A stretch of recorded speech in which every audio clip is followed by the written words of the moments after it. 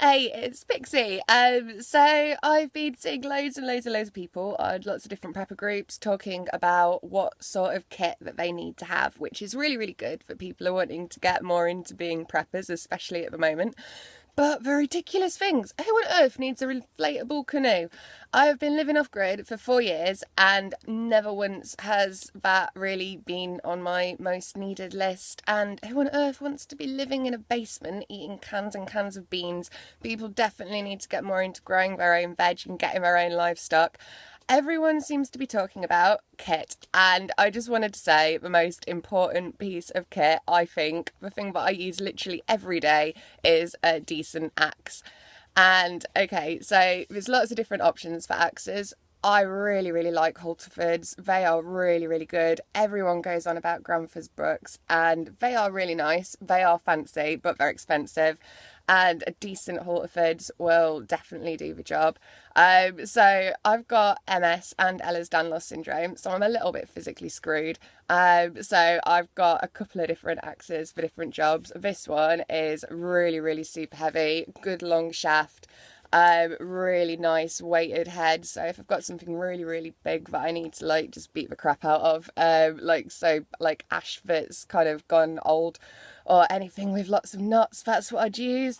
Show you the overstrike guard thing, whatever they're called, the axe guard. They are a brilliant piece of kit. You can kind of see my axe handles had a little bit of battering, but these are absolutely brilliant. You can kind of see how much damage it takes. I think this has been on it for about a year. Everything in my life is held together with duct tape, but getting a decent axe guard is definitely going to save your axe shaft.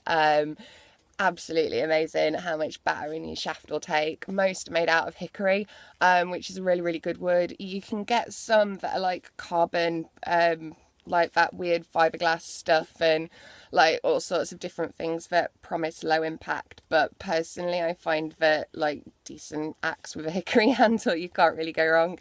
So Halterfords, they're about 70, 80 quid. And then you've got other little ones. I picked this one up for 20. This is Havanaska man make. That is a really, really nice axe. It is really, really light, which is good for me. But it's got a really, really nice edge on. With all axes, make sure that you keep them sharpened and make sure that you keep them oiled. I find it's really good if you just soak your axe cover in oil, and then when you put it on, your axe is just going to be soaking that up, and then when it dries out, just put more oil on it. I mean, it's really good for the leather and it'll sort your axe out.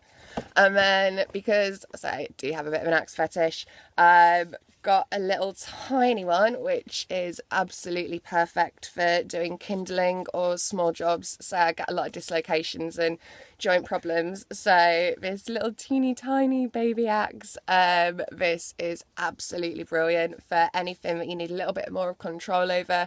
If you want to do anything like carving as well, then this is really, really good. This is another little Hultafors one. It's the Agelsjon one. I think that's pronouncing it possibly right.